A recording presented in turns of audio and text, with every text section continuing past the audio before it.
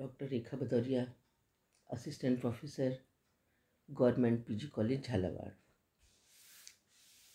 बच्चों, आज हम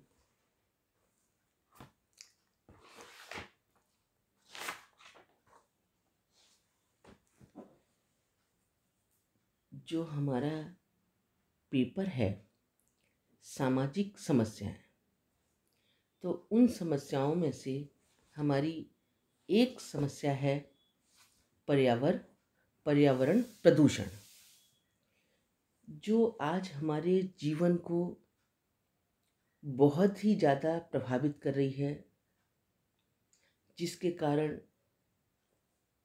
मानव की आयु बहुत कम हो रही है। उसे तरह तरह की बीमारियां हो रही हैं, क्योंकि जो हमारा पर्यावरण है जिसमें हम सांस लेते हैं वो बहुत ही प्रदूषित है। और ये प्रदूषित जो वातावरण है जिसमें हम अपना जीवन यापन कर रहे हैं, उसमें विषैली गैसें, वाहनों से निकलता हुआ धुआं, ये हमारी सांसों में प्रविष्ट कर जाता है और हमारे शरीर को बहुत ही नुकसान पहुंचाता है। अब ये सब कुछ जानने से पहले हम जानेंगे कि ये पर्यावरण प्रदूषण क्या है। प्रत्येक जीव अपने पर्यावरण की स्वयं ही उपज है। जैसे हम एक नन्हे से बीज को देखते हैं कि जब हम उसे भूमि में या खेत में क्या करते हैं, बीजारोपण करते हैं, तभी से पानी, मिट्टी, हवा, धूप एवं वहाँ की जलवायु, जो कि उसका पर्यावरण कहलाते हैं, उसे प्रभावित करने लगते हैं। और जैसे ही बीज पौधे के रूप में थोड़ा सा अंकुरित होकर जमीन से बाहर निकल आता है, उसका फलना फूलना, मुरझाना, दुर्बल होना या छोटा रह जाना आदि सभी उसके पर्यावरण पर निर्भर करते हैं। जैसे विभिन्न प्रकार के पौधे जो होते हैं वो विभिन्न पर्यावरणों में ही फलते फूलते हैं, क्योंकि वे उन पर्यावरण के अनुकूल ही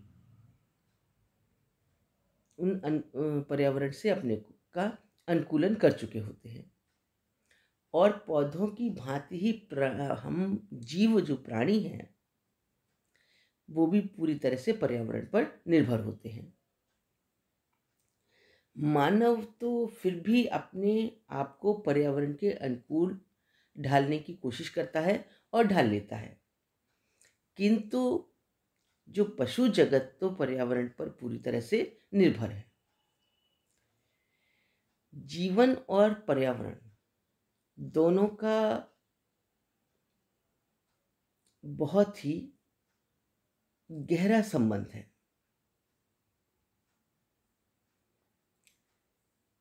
क्योंकि जीवन में प्रत्येक भिन्नता, प्रत्येक नस्ल, प्रत्येक जीव जंतु एवं विशिष्ट पर्यावरण की ही देन कही जा सकती है।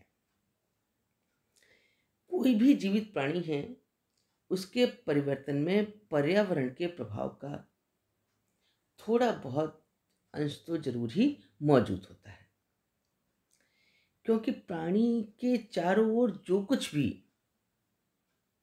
भौतिक और अभौतिक जो वस्तुएं हैं वे ही उसका पर्यावरण है। जैसे मानव अपने चारों ओर बहुत सारी, बल्कि कई प्राकृतिक शक्तियों एवं पदार्थों जैसे चांद, तारे, सूरज, पृथ्वी, हवा, नदी, पहाड़, जंगल, जलवायु और तापमान आदि से कई सामाजिक संस्कृतियां, तथ्य जैसे समाज, समूह, संस्था, प्रथा धर्म, सामाजिक मूल्य आदि से वो घिरा हुआ है, जो कि उसका पर्यावरण ही कहलाता है। इस प्रकार हम देखते हैं कि प्राणी के चारों ओर पाई जाने वाली सभी प्रकार की प्राकृतिक, सामाजिक, सांस्कृतिक वस्तुएं एवं दशाएं उसका पर्यावरण कहलाती हैं। पर्यावरण को परिभाषित करते हुए जिन्स वर्ट ने लिखा है कि पर्यावरण वह सब कुछ है जो किसी वस्तु को चारों ओर से घेरे हुए है और प्रत्यक्ष रूप से प्रभावित कर रहा है। तो हम कह सकते हैं कि पर्यावरण में भी सारी वस्तुएं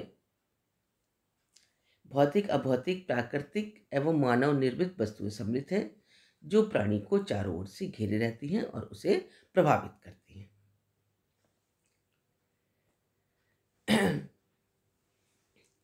अब संपूर्ण पर्यावरण को 3 भागों में बांटा हुआ है मैक्स वीबर ने और मैकाइवर ने, कि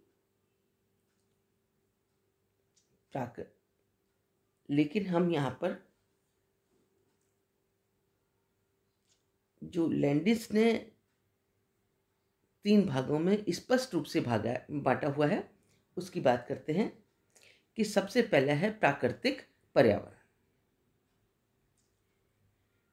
प्राकृतिक पर्यावरण, इसके अंतर्गत वे सभी प्राकृतिक शक्तियां एवं वस्तुएं आती हैं जिनका निर्माण प्रकृति ने किया है। उस पे मनुष्य का कोई भी प्रभाव नहीं है, मनुष्य का कोई भी अधिकार नहीं है, सिर्फ उसके साथ अपने जीवन को जी सकता है।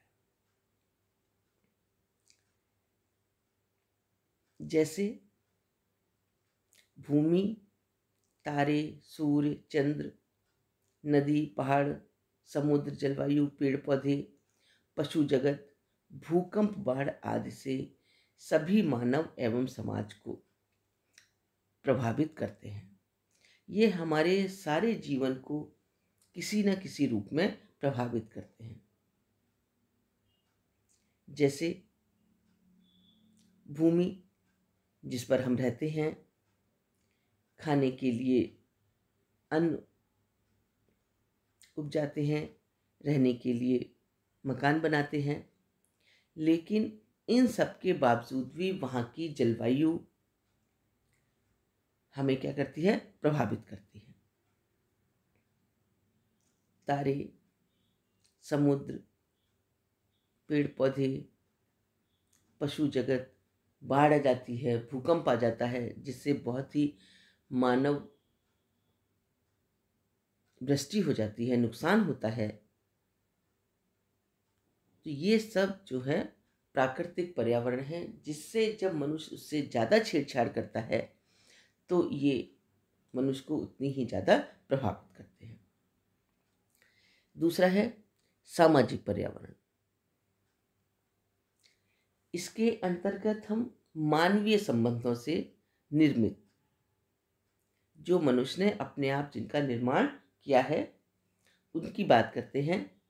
जैसे सामाजिक समूह, सामाजिक संगठन, समाज, समुदाय, समिति, संस्था आदि सब आते हैं, जो व्यक्ति को जन्म से लेकर मृत्यु तक प्रभावित करते हैं, मनुष्य का समाजीकरण करते हैं, मनुष्य का व्यक्तित्व का विकास करते हैं, मनुष्य को शिक्षित करते हैं और उसका संपूर्ण विकसित करते हैं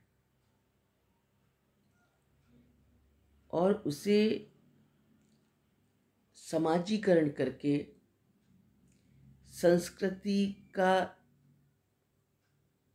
उसमें प्रभाव करके उसे मानव की संज्ञा प्रदान में सहायक होते हैं। क्योंकि अगर व्यक्ति के पास संस्कृति नहीं है, व्यक्ति के पास शिक्षा नहीं है, और संस्कृति और शिक्षा हमें कहाँ से मिलती है? संस्थाओं द्वारा मिलती है ना? तो इन सब से प्रभावित करके मनुष्य को एक सामाजिक प्राणी बनाने में सहायक होते हैं।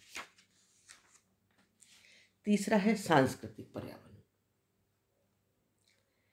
ये जो सांस्कृतिक पर्यावरण है, इसके अंतर्गत हम धर्म, नैतिकता, प्रथाएं, पुराने लोकाचार, कानून, प्रौद्योगिकी और व्यवहार प्रतिमान आदि आते हैं, जिससे मनुष्य अपने जीवन के अनुभवों एवं सामाजिक संपर्क के कारण सीखता है।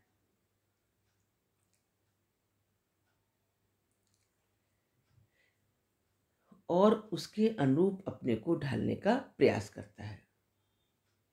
वो उसके व्यवहारों को प्रभावित करते हैं।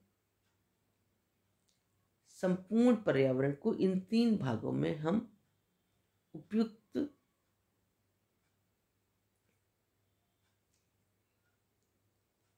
बांट सकते हैं, जो हमारे जीवन के प्रत्येक क्षेत्र को जन्म से लेकर मृत्यु तक प्रभावित करते हैं। जहाँ पे व्यक्ति का व्यक्तित्व का विकास होता है, व्यक्ति जन्म लेता है और अपने सब तरह से उनका उपयोग करके पर्यावरण के अनुकूल अपने को ढाल के अपना जीवन यापन करता है। धन्यवाद।